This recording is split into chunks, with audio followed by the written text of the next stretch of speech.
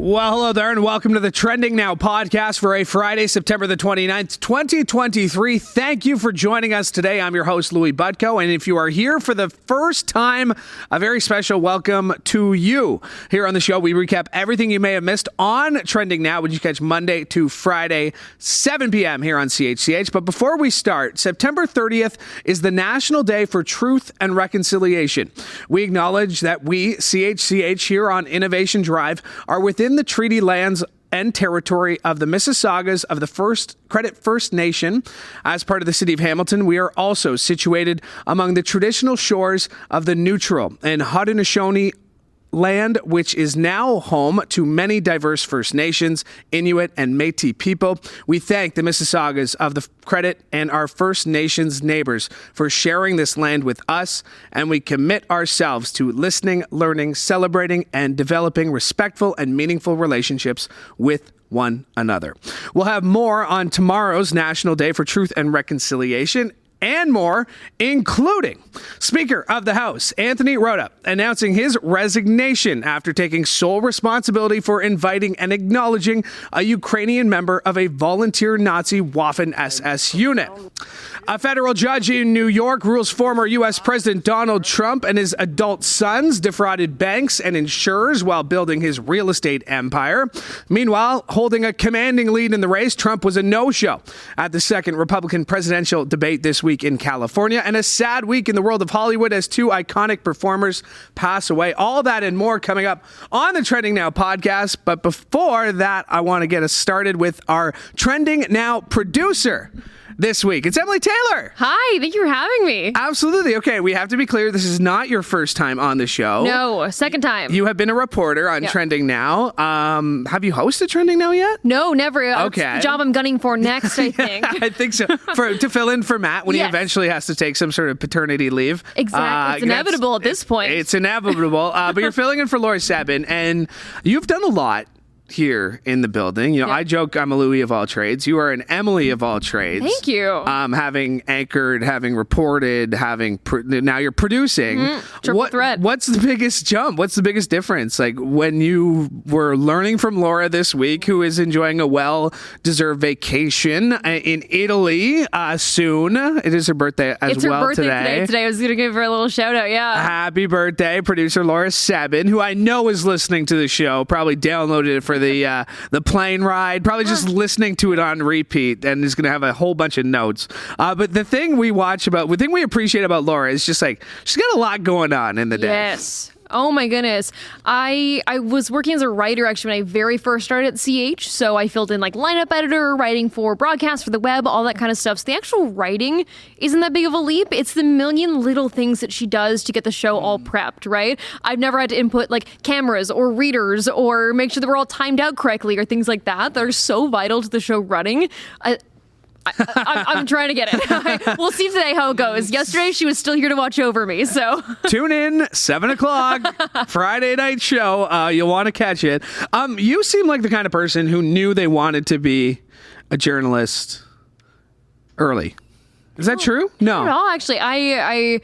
You seem such a natural at the journalist thing. I feel like you were. That. Yeah, I just feel like you were like a 6-year-old kid, like writing like a paper like at home, but that's not the case. You know, I always wanted to be a writer of some sort. I didn't really come to journalism until mid-university, but when I was a kid, I would have so many notebooks full of lists that my mom used to joke I had like a list of my lists. Okay. She would just buy me a new notebook. I don't even know what I was writing about. What 6-year-old needs to list things out? I don't know. Yeah. But I wasn't until midway through university. I was trying to figure out what I wanted to do, and I went into my student newspaper. And I mean, shout out Western Gazette. I love them. And then I stuck around. I was their editor-in-chief for a year also, but that means my actual training is in web and print. I didn't have any broadcast training coming to CH. That's why, started as a writer, worked my way on camera. Here we are, taking over producing. Yeah, I mean, really, because you have been here. How long have you been at CHC? About 2.5 years, just over. Yeah. And it's, I have to give you credit. We were just talking watching before we came in here. I'm going to give you credit for a lot, but I was watching your Monday hit from Queen's Park. Oh my goodness. And like when you like think about, you're no longer on Morning Live, but you think about your first day on Morning Live and maybe how nervous you would have been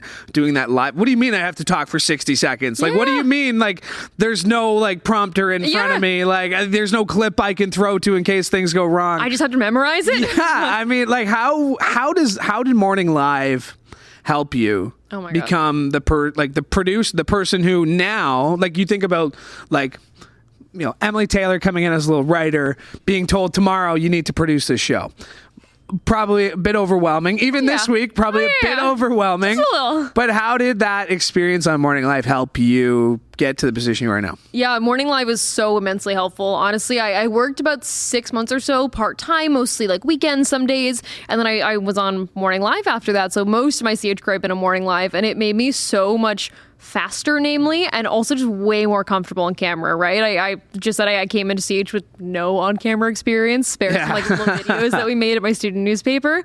And it forces you to react on your feet really quickly. If things go wrong, you're like, okay, we're just going to keep rolling with it. I can't be like, no, stop. Let's do that take again. Like you literally have to keep going, whether it's you who messes up the words or someone screaming behind you because that has happened. Your clip doesn't get in time, and then you got to just make it up as you go. Whatever happens, you got to be able to react. And that's this show. Yes. I mean, literally, we were walking from the newsroom, which is on the other side of this wall behind us here, and we're talking about like, wow, we got to react. Like, we got to fix the time here. We got to do this here. There really is that reaction in the show. And I ask everybody who comes on, I know you've been on already this show, but now that you have that perspective of what Laura does, what is it about this show that is completely unlike anything you've done before? Oh, good question. This one is, it's different in the way it's not that traditional, like, newscast and local, and it's so much more national, international, and what is trending, what are people talking about, right? So there have been times where I'd be like, oh, this story's like super interesting to me, and then I'm like, oh, but it's like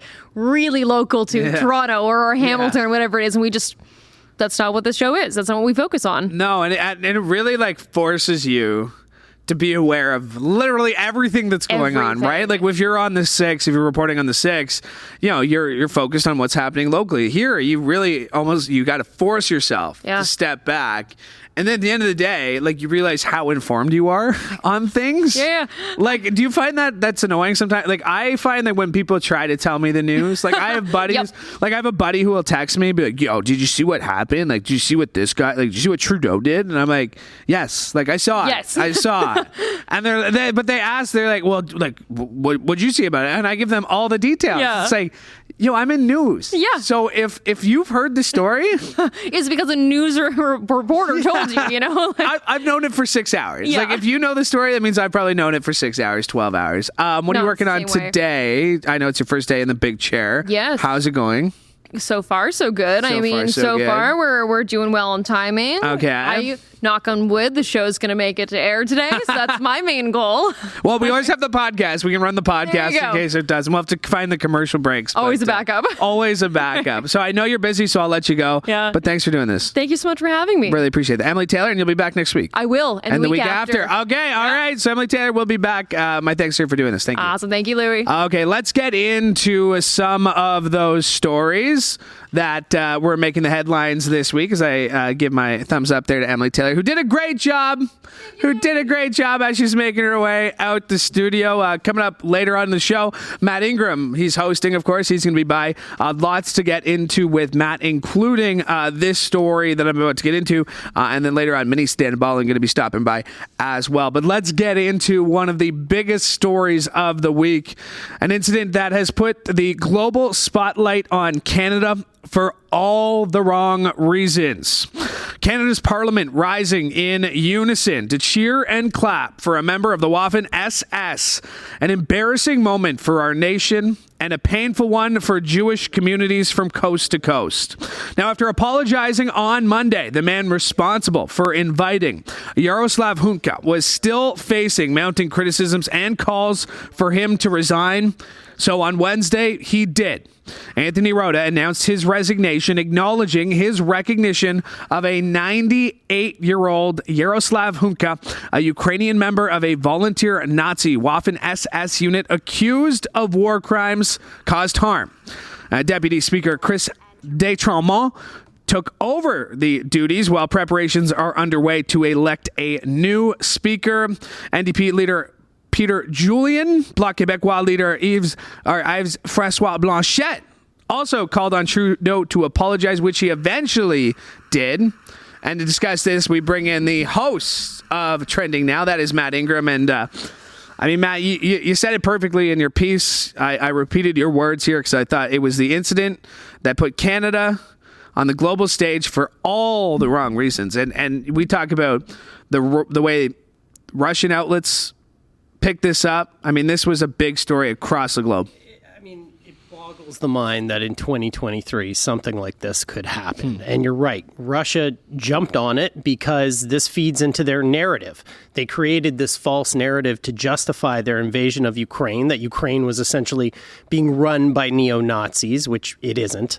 But this fed into that whole narrative. And sure enough, Kremlin spokesperson Dmitry Peskov coming out the day after this happened and giving an interview, of course, talking about how Western nations don't know their history and, fascism rises here and there. And once again, it's risen in Ukraine, this total narrative of fighting Nazism, which, we all know is complete BS. Yeah, the Prime Minister came out, said, I didn't meet with him. I had no idea on the vetting process, the screening process. I saw one tweet, I think it's Evan Scrimshaw, who's a political reporter, kind of a freelance guy. He says, that has to be true. Like, this is one of those stories that it cannot come out down the road that Trudeau did meet with him. Or Trudeau, Anthony Rota is taking full responsibility for this. And the story's likely not going to completely go away. Pierre Poilievre, I assume, will make this a centerpiece of any campaign that he runs at some point down the road. But I thought one of our guests this week had a really good take on this. Gustavo Reimberg, he's the CEO, the head of the Hamilton Jewish Federation. We interviewed him this week, and he said, yes, it's terrible that Rota did this.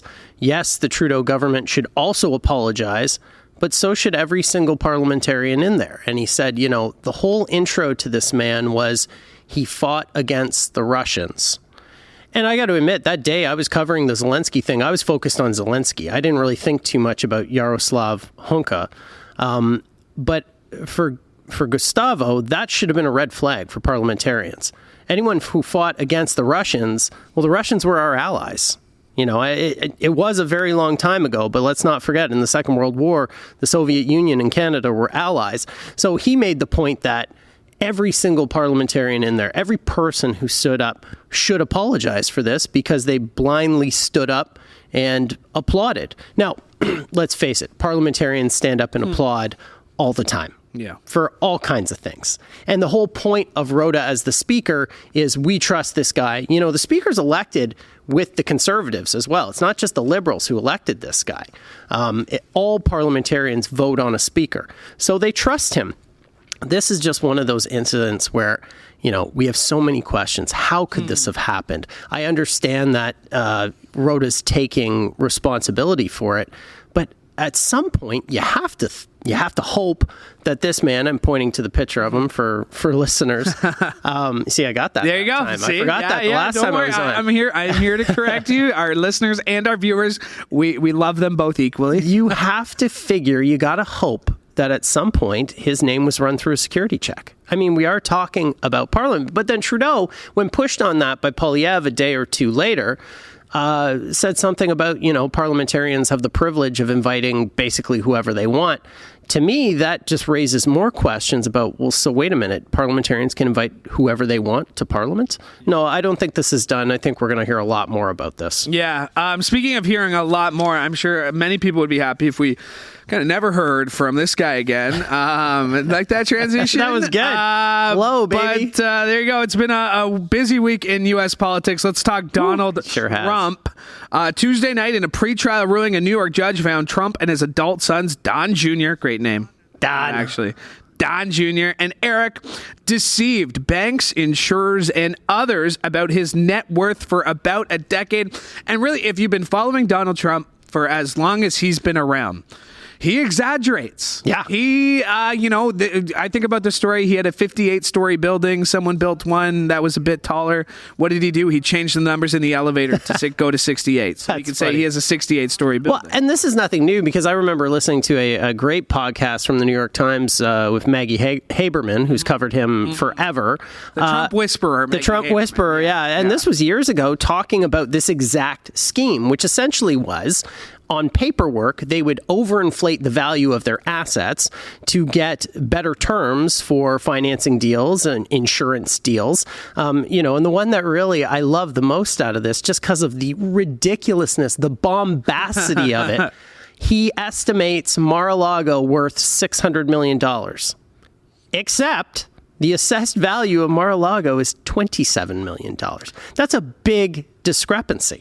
His apartment, he says it was inflated by $200 million. He claimed it was 21,000 square feet, when in reality it was 7,000 square feet. CNN had this great interview with one of his former vice presidents of the Trump organization, one of his organizations, one of his companies.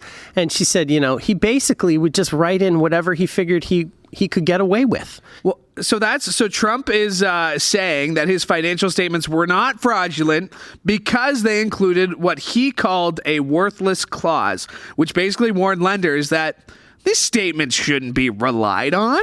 Yeah, what the judge called a worthless clause, because it was just basically like, oh yeah, here's all my documents, little clause at the bottom, but don't trust these numbers. You can't don't trust rely these. on these numbers. It's significant.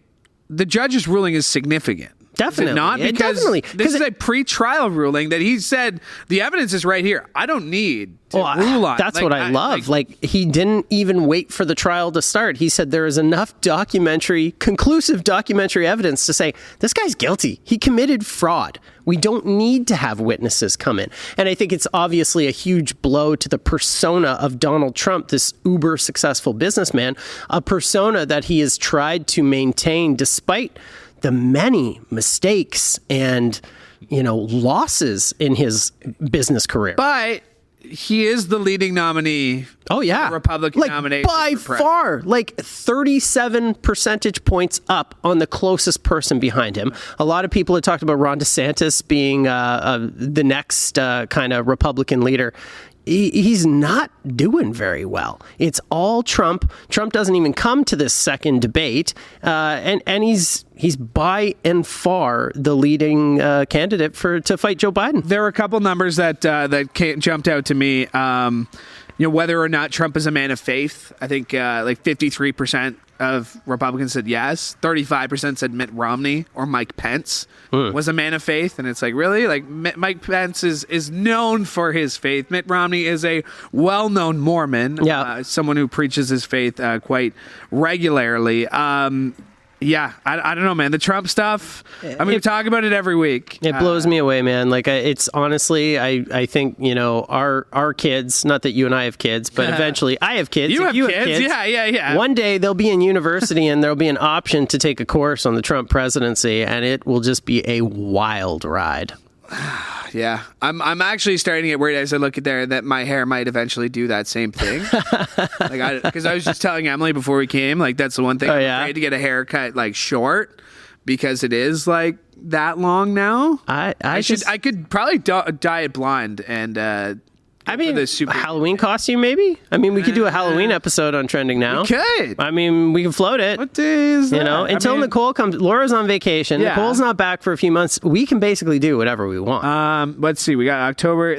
So it'd be the 27th, the show. We'd dress up in costume. All right. Keep it. All right. Done. All right. Okay. You be Trump. I'll be someone else. Yeah. Okay. All right. Well, thanks for doing this, man. I'm going to get into that debate. Yeah. We got more to get to, including Manesa Dhanabalan, but thanks for making the time. Sounds good, sir. Really appreciate that. All right. Matt Ingram, my thanks to him for joining. And there he goes. Just like that. There he goes.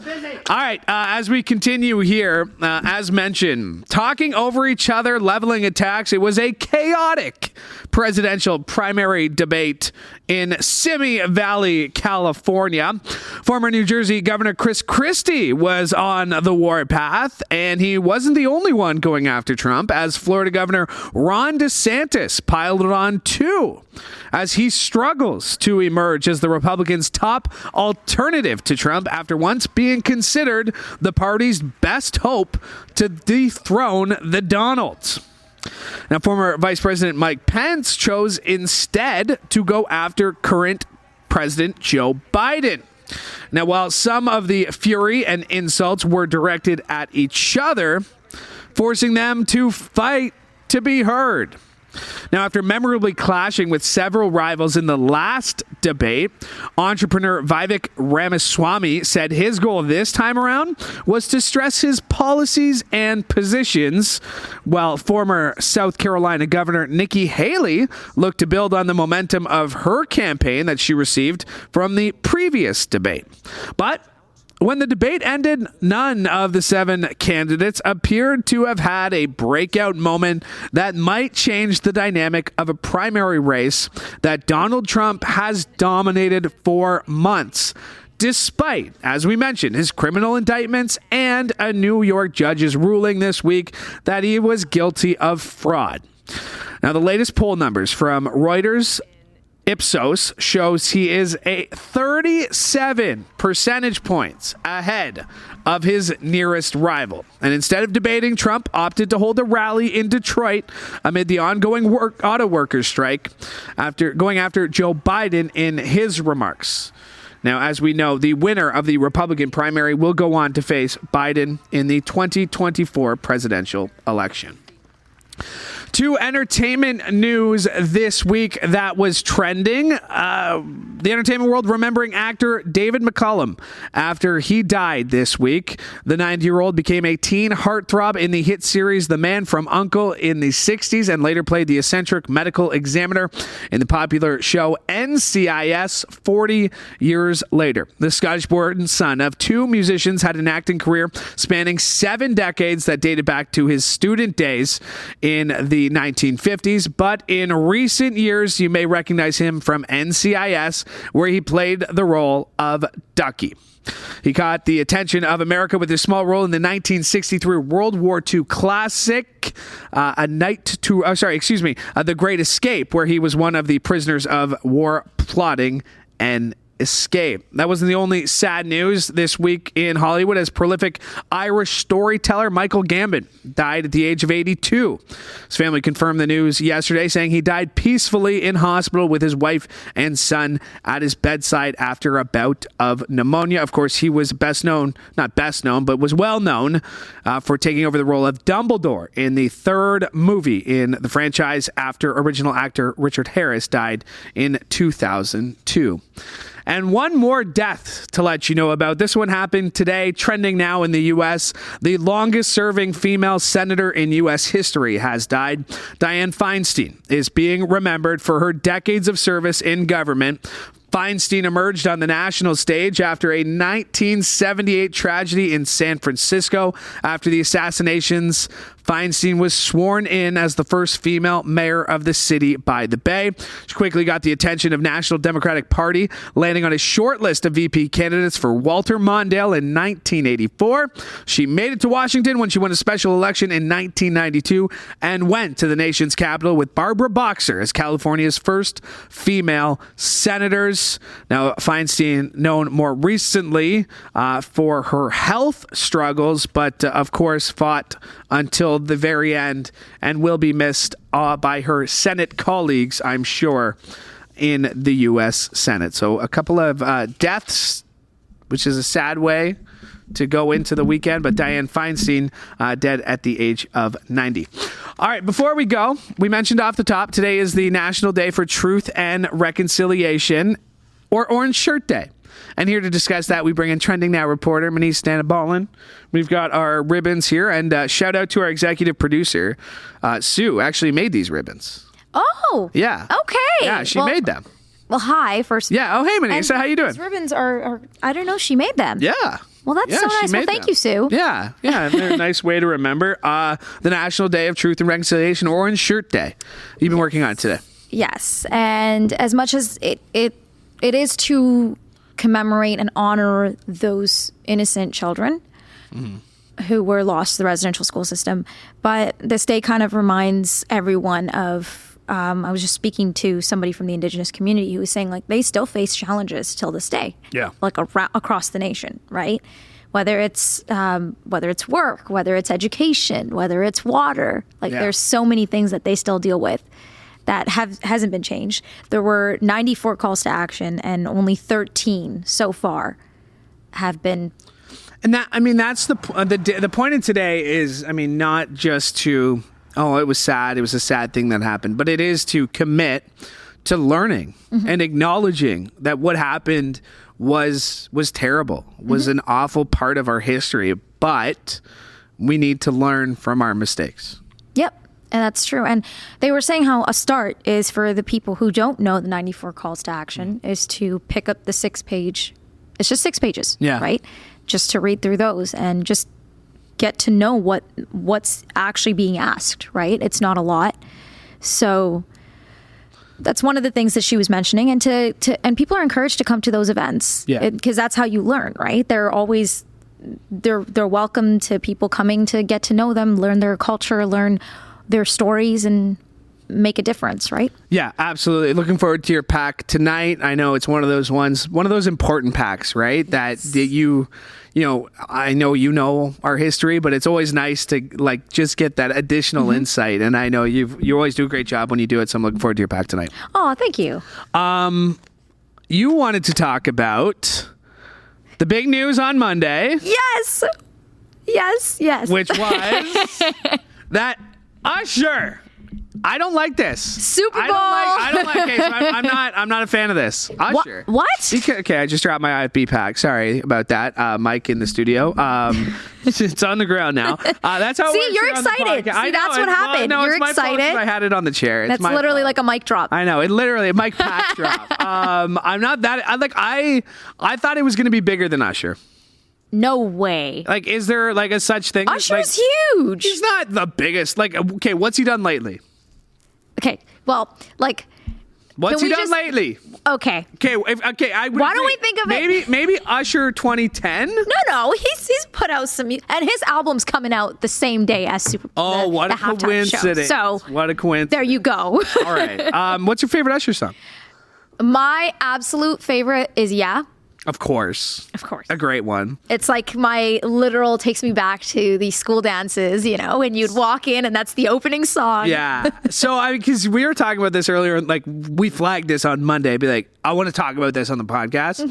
And you were asking me like my favorite Usher songs. And I was like, Yeah is obviously up there. DJ Got Us Falling in Love Again. Okay. That's a good one. But like, I'm more of a Tayo Cruz guy. So, like, for me, like, Dynamite, like, you know that song? Yes. That song. I remember that song, too. That song for me is, like, high school. Like, Usher, like, yeah, a little bit. But for me, like, when I was thinking, like, Tayo Cruz was that guy. Okay. And remember Low? Yeah. That's like the one song too. Absolutely. Like you apple bottom jeans, boots with the fur, and you always saw people like just like everyone has a group just. Somebody got low. Actually, I don't know if I'm allowed to sing that. Well, I'm definitely somebody's probably yelling at me. I wouldn't know in the control room that I'm not allowed to sing it because you know. This is a podcast. We can't have music. We'd have to pay for the rights. So I don't know. We might have to strike that from the record. Oh. Mike, beautiful singing so well to the song. Beautiful. Yeah. Sure. Just kidding. I'm kidding. It's supposed to be a beautiful weekend here in our area. You got big plans? No, I really don't. Which is good, though. Yeah, it is. Because you have had plans for a very long time all summer. Yes. So this is kind of like a little bonus summer that you get to enjoy. Yeah, this is my summer. And the weekend's supposed to be like, super nice, right? I just said that. I know. Do you listen? I listen. I just wanted to reiterate, you know? It's because of that especially. And you have nothing going on, nothing exciting you want to share with the podcast? No, but do you have something going on? No, I don't. No. I'm actually I'm cat sitting for my buddy and his wife. I have to just make sure I have to feed the cat tonight and tomorrow. Don't you just kind of... And then I was going to go to the Ticats game. Might go to the Ticats game on tomorrow. Oh, okay. Yeah, because again, it's supposed to be beautiful, and you get a free media meal if you're a member of the media. So wow. One for the meal. Okay. Because I've been very cheap, because I bought a car. I'm buying a car. What car are you buying? Well, I don't want to give them a free shout out. If they want to sponsor some of the payment of the car, okay. let's just say it's a new car.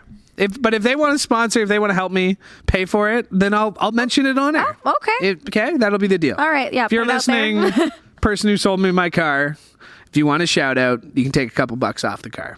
No. A couple bucks. You're working on the Truth and Reconciliation story today, so I'll let you get back to that. Doing great work, I'm sure. But thanks for doing this, Manesa. Thank you so much. All right, my thanks to Manesa Dhanabalan for joining me today. My thanks to Matt Ingram, and my thanks to Emily Tayler as well. Mike Corson was the director of this podcast. My thanks to him. Bill did a great job with the graphics, as always. Thank you to him, and I'm pretty sure he rolled the prompter at the beginning. Make sure to like and subscribe to the Trending Now podcast. You can do that at chch.com/podcast or wherever you get your favorite podcast. Once again, thank you so much for tuning in. Make sure to like and subscribe so you never miss an episode. From all of us here at CHCH, I'm Louie Butko. Hoping you have a great weekend.